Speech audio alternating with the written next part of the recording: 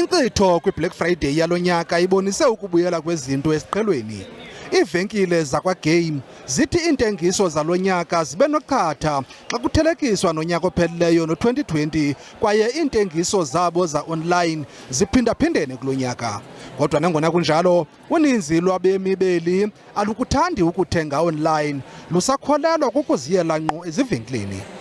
In terms of the items that were most purchased over the day, well, if you look at it by units of items sold, the best items were in the homeware and essentials.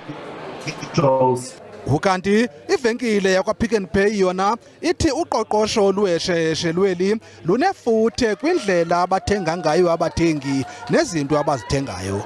A lot of customers are absolutely under severe pressure, and this time of the year actually comes as a relief where people can take advantage and it helps their pockets to stretch further. I-Black Friday iyaqhuba minyaka le ngoNovemba phambi kwexesha leziyunguma kwaye abathengi bakhuthazwa ukuba bonge kangangoko khona ukuze bakwazi ukuxhamla kwezi zisulu zamaxabiso aphantsi.